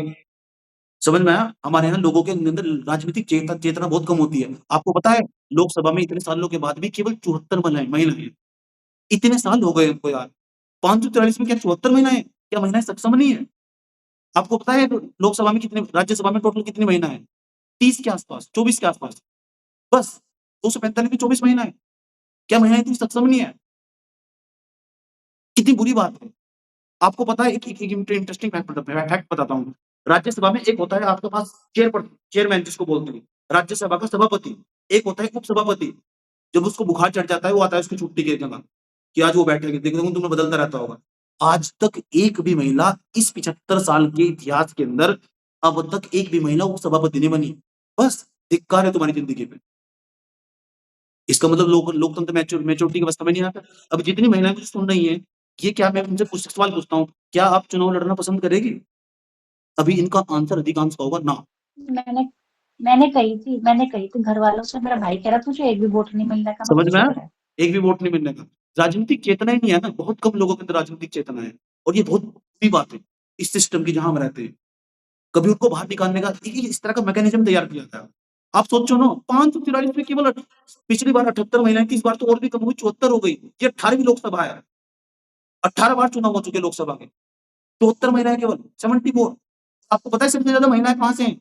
सांसद है पश्चिम बंगाल से, यूपी से। अब की बार बनेगी उपराष्ट्रपति। समझ में आया? तो राजनीतिक चेतना होनी चाहिए। तो मैं तो देख रहा था अभी जब उत्तराखंड में चुनाव हुए तो मैं देखता रहता हूँ, तो बहुत अच्छे एग्जाम्पल मुझे खुशी हुई कि लोकतंत्र अपने यहाँ परिपक्व अवस्था में है। लेकिन जब 2-3 दिन पहले राहुल गांधी ने पता है क्या करा? इसका वो सब चीजें बाहर निकाल दिया। अगर वो हकीकत है ना, तो दुनिया में सबसे बड़ा स्कैम है, सबसे बड़ी चोरी है, और चोरी उनके साथ नहीं है, तुम्हारे साथ है, अगर वो हकीकत है तो। अब मुझे नहीं पता हकीकत कितना है, सही क्या है, गलत क्या है। इससे बड़ा कोई स्कैम नहीं हो सकता। एक ही जगह 80-80 वोटर मिल रहे, तो तुम तो भूल लो फिर यहाँ पेपर का क्या करेगा? कहाँ एसएससी का पेपर, कहाँ उत्तराखंड वालों का पेपर, कहाँ यूपी ट्रिपल एससी का पेपर? जब इतना बड़ा स्कैम हो सकता है, कुछ भी हो सकता है यहाँ से। चलो, बोर तो नहीं हो रहे? बोर हो गए तो चले जाओ थोड़ी देर बाद, तो बोर हो गए तो बाद में रिकॉर्डिंग देख लेंगे। मुझे तो इस तरह बोलने की भाई साफ बात है। मेरी क्लास में बैठोगे ना, मैं बोर नहीं होने देता, नॉलेज बहुत मिल जाती। क्या ना, एक बच्चे का, एक लड़की का, एक लड़की क्लास बैठी, सर हम आपको सालों सालों सुन सकते हैं, सालों सालों। सर मैंने कहा तो जो बोर होगा सब आप लगेगा।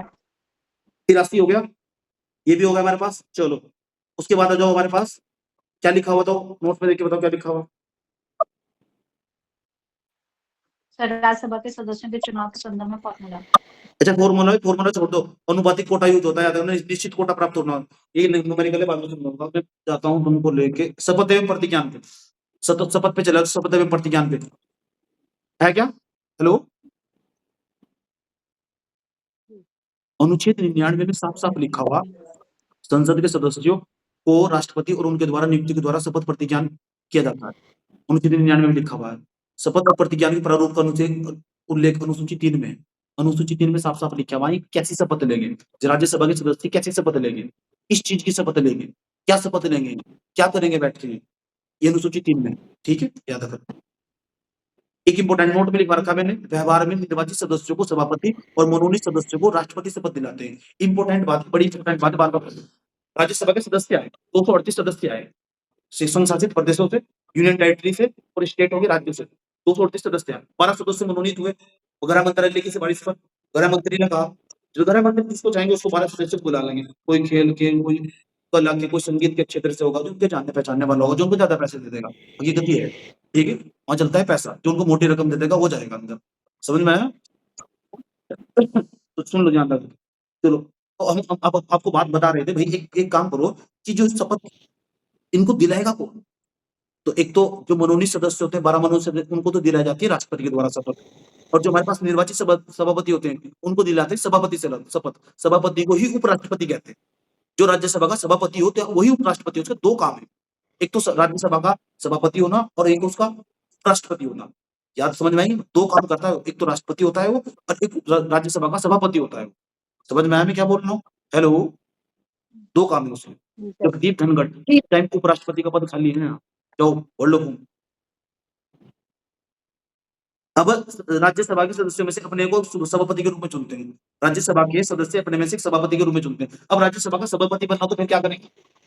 पहली बात तो आप राज्यसभा के सभापति होने चाहिए। किसी बुजुर्ग व्यक्ति को देखा जाता है, उठाया जाता है, बहुत सारे लोग खड़े होते हैं, देखिए ये व्यक्ति, इसको अनुभव है, संसद में काफी लंबे समय तक रहा होता है, हर पार्टी से खड़ा कर देते हैं। लेकिन हकीकत ये है कि जब वो किसी पद पे पहुंच जाता है, वैसे तो पार्टी से खड़ा करते हैं, जब किसी पद पे पहुंच जाता है तो वो ना फिर उसका पद न्यूट्रल हो जाता है। आप वन साइडेड बात नहीं कर सकते। लेकिन राज्यसभा में हमारे यहाँ कई सालों से लगातार एक बात देखी गई, जिस पार्टी से वो होगा उसी पार्टी की ज्यादा बात करेगा, उन लोगों को ज्यादा टाइम भी देता है, इस पर हमेशा रोक लगते रहे। ये विवादों के घेरे में रहा राष्ट्रपति का, उपराष्ट्रपति का पद, कि जो है अपनी इस पार्टी के लोगों को ज्यादा टाइम देते हैं बोलने के लिए और दूसरी पार्टी के लोग कम देते हैं। और जगदीप धनखड़ को तो परेशान कर दिया था। समझ में आया? अभी जगदीप धनखड़ वाला मामला बहुत छाया हुआ था पूरा का पूरा। जगदीप धनखड़ जाना नहीं चाह रहे थे, उनको जबरदस्ती भेज दिया गया। मोदी जी ने भैया फोन करा, जाओ, नहीं तो तुम्हारे खिलाफ ने लोगों को, तुम्हारे खिलाफ प्रस्ताव ले आएंगे और तुमको हटा देंगे जबरदस्ती। मजाक नहीं कर रहा हूँ, रियलिटी बात है। उपराष्ट्रपति बोलो या सभापति बोलो, एक ही मतलब है, उपराष्ट्रपति और राज्यसभा का सभापति। चुनाव कहाँ से होता है? उनमें से सदस्य अपना वोट डालते हैं, वे चुनाव करते हैं। आधे से अधिक सदस्य जो वोट डाल देंगे, उपसभापति का चुनाव हो जाएगा। आधे से अधिक सदस्य वोट डाल देंगे, मान लो 240 सदस्य है, तो 240 का आधा कितना होगा? 120, 121 सदस्य वोट डाल देंगे, वही व्यक्ति जो है सभापति बन जाएगा। बताओ, बात समझ में आई नहीं आई? कोई प्रॉब्लम? हेलो, जी सर, आ रही है समझ में, कोई प्रॉब्लम पहली नहीं। बार जो सभापति बनाया गया था डॉक्टर सर्वपल्ली राधाकृष्णन को, जिनकी याद में शिक्षक दिवस मनाया जाता है 5 सितंबर को। ये 5 सितंबर अगले महीने आने वाला, ठीक है, मुझे मेरा गिफ्ट भिजवाना है, पेन भिजवा देना 3 रुपए वाला, खत्म हो गए मेरे सारे पेन। सही बात है, शिक्षक दिवस मनाया जाता है, उन्हीं की याद में मनाया जाता है, डॉक्टर सर्वपल्ली राधाकृष्णन की याद में। क्या 5 वाला पेन भिजवाओगे? कोई बात नहीं, मैं मजाक कर रहा हूँ, मत भिजवाओ 5 वाला पेन, रहने दो, छोड़ दो। डॉक्टर सर्वपल्ली राधाकृष्णन, ठीक है, पहले सभापति हैं, ये शिक्षा मंत्री भी रहे, समझ में आया? पहले शिक्षा मंत्री। इन्होंने कहा था अगर आपको मेरा जन्मदिन मनाना है ना, तो यार शिक्षक दिवस के रूप में मना लो। हेलो, कौन बोल रहा है? बात समझ में आई? चलो, राज्यसभा में एक भी महिला सभापति नहीं बनी, वायलेट अलवा महिला सब उपसभापति बनी, सभापति नहीं बनी आज तक कोई, उपसभापति तो बन गई, सभापति कोई नहीं बना, देख लो, उपराष्ट्रपति ही नहीं बना कोई आज तक महिला। कितनी बड़ी बात है, क्या एक भी महिला इतनी सक्षम नहीं है देश में? दिक्कत यह है सामाजिक बैकग्राउंड, महिलाओं को प्रेरित नहीं करा जाता, महिलाओं को बैठो कहते तुम घर में बैठो और गृहिणी बनो, खाना बनाओ, बस यहीं तक सीमित हो तुम, और यही समाज की सबसे बड़ी विडंबना है। ठीक है, अभी मैंने बताया ना, मैंने एक 21 साल की महिला को देखा, मैंने वोट लड़के अब आई, अब वोट लड़के आई ना, तो मैं समझा यार कितनी बड़ी राजनीतिक चेतना है, ये बड़ी अच्छी बात है, मुझे अच्छा लगा, क्योंकि हम तो पढ़ते रहते हैं और ऊपर के लेवल का पढ़ते हैं, तो देखते हैं कि यार डेमोक्रेसी भी इस अवस्था में पहुंच रही है, धीरे धीरे इसे, लेकिन पहुंच रही है, चुनाव लड़ा और जीत भी गई, बहुत अच्छी बात है। उसके बाद डॉक्टर सर्वपल्ली राधाकृष्णन और हामिद अंसारी 10 वर्षों तक सभापति रहे। आपसे सभी पूछ लेगा कौन सा व्यक्ति है, एक तो डॉक्टर सर्वपल्ली राधाकृष्णन और हामिद अंसारी 10 सालों तक सभापति रहे, सभापति उपराष्ट्रपति इसका मतलब।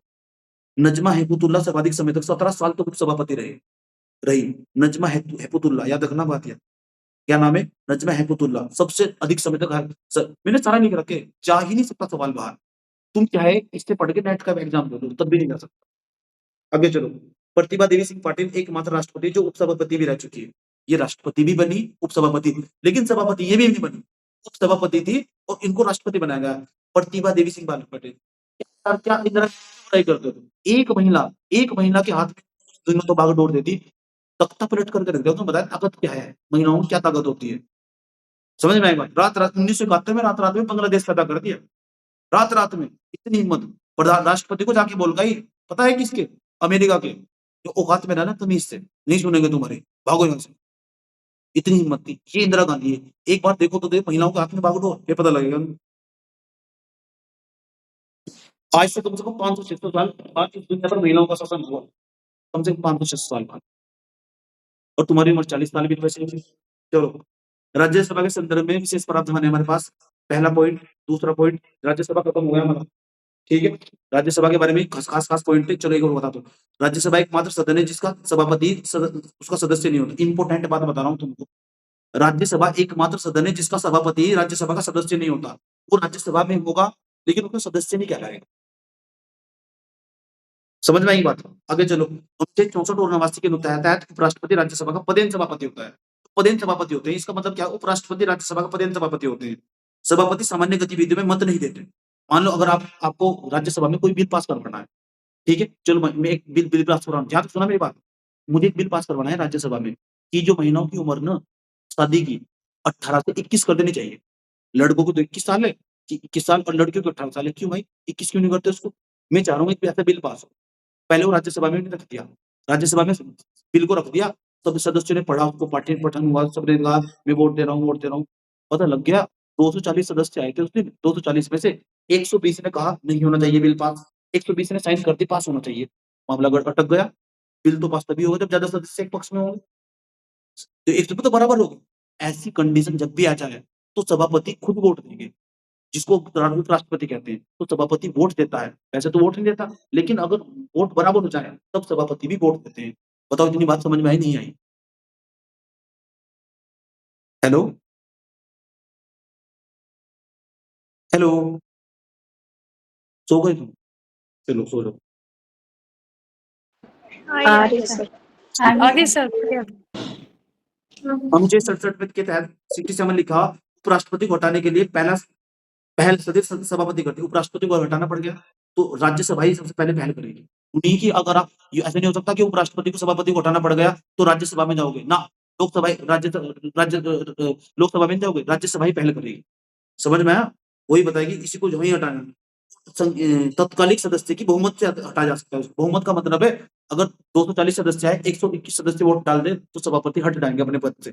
अभी जगदीप धनखड़ थे जो उनको हटाया गया, तो ये डर दिया गया था क्योंकि मोदी सरकार चाह रही थी, इनको धमकी दे दी गई, उन्होंने खुद इस्तीफा दे दिया कि मेरा स्वास्थ्य ठीक नहीं है, मैं इस्तीफा दे रहा हूं। अब एक इंपॉर्टेंट बात, अनुच्छेद 352, अनुच्छेद 356, 360। 352 में क्या है? राष्ट्रीय पतकाल है, नेशनल इमरजेंसी है। 356 में क्या है? उसके बाद राष्ट्रपति शासन है हमारे पास ये, उसके बाद ये नेशनल इमरजेंसी, राष्ट्रपति शासन हमारे पास। उसके बाद 360 में हमारे पास फाइनेंशियल, हमारे पास इमरजेंसी है, इसको वित्तीय आपातकाल कहते हैं। राज्यसभा के अनुमोदन लेना आवश्यक होता है। आप ऐसा नहीं हो सकता कि आप राष्ट्रीय आपातकाल लगा दो, राष्ट्रीय आपातकाल नहीं लगा सकते आप। राष्ट्रीय आपातकाल लगा दोगे तो 352 के तहत, 356, 360 के तहत, चाहे राष्ट्रपति शासन लगाओ चाहे वित्तीय आपातकाल लगाओ, आपको राज्यसभा से अनुमोदन लेना पड़ेगा, पूछना पड़ेगा। राज्यसभा में सदस्य आए होंगे, उनके साइन होंगे, अगर वे चाहेंगे तो राष्ट्रीय आपातकाल भी लगेगा, नेशनल इमरजेंसी। समझ में आया बात? ये उसके बाद प्रेसिडेंशियल रूल भी लगेगा, राष्ट्रपति शासन भी हमारे पास। फाइनेंशियल, वित्तीय आपातकाल अब तक हमारे यहाँ कभी नहीं लगा। आई थी एक बार कंडीशन 1991 में, समझ में आया? 1991 में एक बार कंडीशन आई थी वित्तीय आपातकाल लगने की। 1991 में फिर मनमोहन सिंह ने आके संभाल लिया था। हमारे पास केवल कितने दिन का लिए डॉलर बचा हुआ था? केवल 12 दिन के लिए, 12-13 दिन के लिए, और हमारी स्थिति ऐसी हुई थी कंगाल जैसी, तबाह हो जाते हैं। वित्तीय आपातकाल से बचाया हमें किसने? मनमोहन सिंह ने। डॉक्टर मनमोहन सिंह का बहुत बड़ा योगदान है, उसको भुलाया नहीं जा सकता। समझ में आया? विपरीत 2-3 लोगों को कभी नहीं भूलना चाहिए। नंबर फर्स्ट, जिन्होंने मुश्किल में डाला हो। नंबर 2, जिन्होंने मुश्किल वक्त में साथ छोड़ दिया हो। नंबर 3, जिन्होंने मुश्किल वक्त में साथ किया हो। मनमोहन सिंह उनमें से एक है, याद रखना। तो 3 लोगों को कभी नहीं भूलना चाहिए। चौथे नंबर का पॉइंट, अनुच्छेद 229 के तहत राज्य सूची का विषय राष्ट्रीय महत्व का हो तो उस पर राज्यसभा उपस्थित तथा मतदान करने वाले 2/3 बहुमत से कानून। इसका मतलब समझो, मान लो जेल सुधार का नाम सुना है तुमने? जेल का, कि जेल का कानून बनाने का पावर है वो राज्य के पास है। चलो कृषि का कानून, ध्यान सुनना, इंपॉर्टेंट बात बता रहा हूँ, बहुत इंपॉर्टेंट बात बता रहा हूँ। कृषि कानून बनाने की जो पावर है वो है, पता किसके पास? वो है कृषि कानून बनाने की पावर अलग अलग राज्यों के पास है। अलग अलग राज्यों ने अपने यहाँ भूमि सुधार कानून बनाए हैं। ये बात मैंने तुमको भूमि सुधार कानून में बताई होगी। अलग अलग राज्यों का अपना है, बिहार का अलग है, यूपी का अलग है, उत्तराखंड का अलग है। बाहर का लोग व्यक्ति यहाँ जमीन आगे नहीं खरीद सकता। हमारे यहाँ त्रिवेंद्र सिंह रावत ने बनाया था कानून, उसने कहा कि खरीद सकते हो, कोई दिक्कत नहीं है। धामी ने कहा नहीं खरीद सकता बाहर का व्यक्ति आके। तो भूमि को लेकर अलग अलग राज्य का अलग अलग कानून है। कल को सरकार को लगता है यार ये प्रॉब्लम हो रहा है कि यहाँ ना मामला गड़बड़ हो रहा है, मुझे लगता है कि सरकार को पूरे भारत के अंदर 28 के 28 राज्यों में एक कानून बनाना चाहिए। सरकार को लगता है ये विषय ऐसा है एग्रीकल्चर का, सॉरी कृषि का एग्रीकल्चर का विषय ऐसा है, इस पे कानून एक होना चाहिए पूरे देश का। जैसे जीएसटी बनाया हमने, पहले अलग अलग राज्य के अलग अलग टैक्स था, अलग अलग राज्य में हमने जीएसटी बनाया, नहीं बनाया? क्योंकि जीएसटी राष्ट्रीय महत्व का विषय, नेशनल लेवल पे उसका इंपॉर्टेंस है। तो फिर पता है क्या करता है, जब कोई विषय राष्ट्रीय महत्व का हो, नेशनल लेवल का हो, अगर उस पर कानून बनाना हो, अगर इनिशिएट करना हो, पहल करनी हो, सबसे पहले लोकसभा नहीं करेगी, राज्यसभा करेगी। क्योंकि वो राज्य का विषय था, उसको उठा के राष्ट्रीय महत्व का विषय बनने जा रहा है, तो इसमें जो पहले करने का काम होगा वो राज्यसभा का होगा। राज्यसभा पहले यहाँ काम करेगी और हम राज्यसभा ही पढ़ रहे हैं। अब कितना भी घुमा के सवाल पूछ ले, राज्यसभा का सवाल नहीं बचेगा। समझ में आया बात? और जाके घटना चक्र, किताब, यूट्यूब किसी से जाके लगा लेना। समझ में आया? ये राज्यसभा हमारे पास समाप्त हुई अनुच्छेद 312 के तहत। अनुच्छेद 312 के तहत हमारे पास 2/3 बहुमत लगेगा। 2/3 बहुमत क्या होता है, मैंने पिछली क्लास में कूद के समझाया होगा, तमीज से कैलकुलेशन करके समझे 2/3 बहुमत क्या होता है। समझ में आया बात? 2/3 बहुमत क्या होता है? इतनी बात बताओ भाई, समझ में आई नहीं आई? कोई प्रॉब्लम है? किसी बच्चे को प्रॉब्लम है? 312 के तहत राष्ट्रीय महत्व के अखिल भारतीय सेवाएं बनानी है। चलो आजकल पता है क्या होगा, आजकल मेडिकल को लेकर बहुत एग्जाम होते हैं। सरकार अभी चाह रही है कि मेडिकल को लेकर भारत में केवल एक एग्जाम बनाया जाए। अलग अलग राज्य अपना मेडिकल का एग्जाम अलग अलग करवा रहे हैं। सरकार को लगता है ये राष्ट्रीय महत्व का विषय है और अखिल भारतीय सेवा, जैसे आईएएस, आईपीएस, आईएफएस, ये सेवाएं बनाई हमने। किसने बनाई? सरकार ने इनके लिए एक कानून बनाया और यूपीएससी की इनकी परीक्षा करवा दी।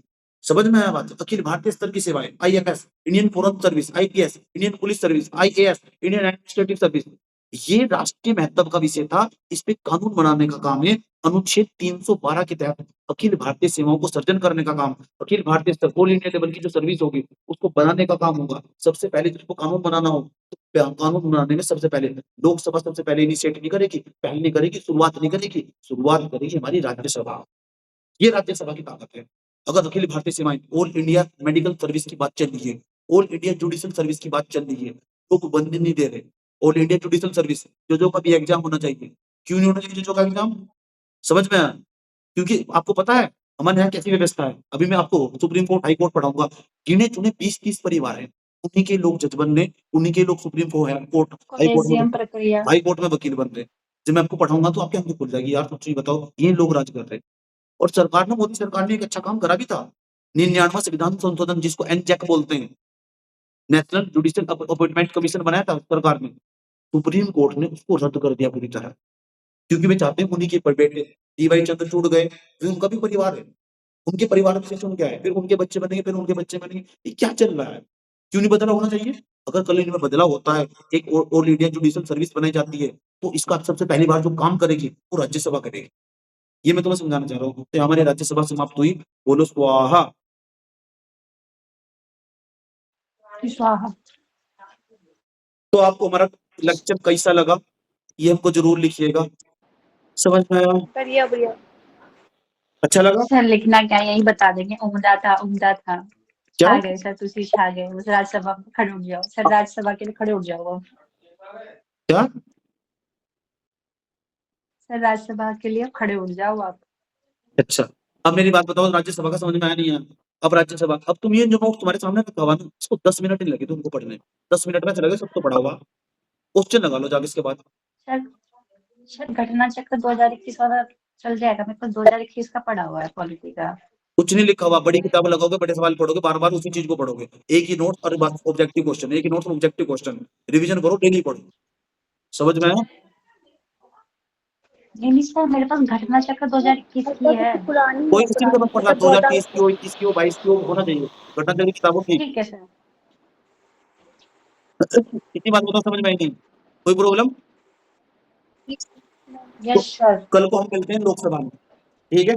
आपकी हमारी मुलाकात लोकसभा में होगी, तो आपको कैसा लगा हमको बताइएगा जरूर, ठीक है? क्लास कंटिन्यू रखनी है कि नहीं रखनी है, या इसको छोड़ दें? सर कंटिन्यू करिए, और सर तो हिंदी की भी ऐसे पढ़ा लो। पढ़ा दीजिए। हाँ हाँ बिल्कुल, बचा हुआ सब पढ़ा देंगे, गौरव मत बिल्कुल भी। बस मैं सोचना चाह रहा था, मैं देखना चाह रहा था क्या ऐसे भी समझ में आ सकता है, मैं एक्सपेरिमेंट करना चाहता हूँ। सर ऐसे ज्यादा अच्छे से समझ आ रहा है, क्लास में बहुत कंटिन्यू भी बनेंगी। और नोट्स भी नहीं बनाना पड़ा, हकीकत तो नोट्स तो तुम्हारे सामने रखा हुआ, नोट्स तुमको बनाना नहीं पड़ा। बेस्ट क्लास है। क्या? सर हिस्ट्री क्लास भी ऐसे करा दीजिएगा। हिस्ट्री पढ़ा दूं क्या? इसके बाद हिस्ट्री पढ़ा दूं? ऐसे ही सर पढ़ाइएगा। हिस्ट्री ऐसे पढ़ा दूंगा, हिंदी का पढ़ हिस्ट्री पढ़ा, लेंगे। इंपॉर्टेंट तुमको सबसे पहले तुम्हारे याद रहे, उसको जिंदगी भर याद रखना बात है, ठीक है? ये मैं नहीं कहता, बच्चे बोलते हैं ऐसा, मुझे पता नहीं क्यों बोलते हैं कि आप एक बात पढ़ो, सामने बैठा दो, ऐसा लगता है सब दिमाग में खोपड़ी में चला गया है। नहीं सर चाहो तो आप हिंदी की क्लास भी करा सकते हो। मैम एक काम कर लीजिए, दिन भर हिंदी की क्लास देख लीजिए और शाम को बैठ के हमारे साथ यहाँ पे बैठ के पढ़ लीजिए, ठीक है? सर वही कर रही हूँ मैं। ठीक है, चलते हैं। सर ठीक। फुल टेस्ट कब होगा सर? अभी भेज रहा हूँ मैं टेस्ट, ठीक है? थोड़ा लेट होगा, ठीक है? नहीं सर, फुल लेंथ टेस्ट बोल रही हूँ जो आपने बोला था, सेकेंडरी ये जी हुआ है। 20 के बाद बात करिए, 20 के बाद। ओके, अच्छा फुल लेंथ टेस्ट सर 20 से 20 ही कर दीजिएगा। ठीक है।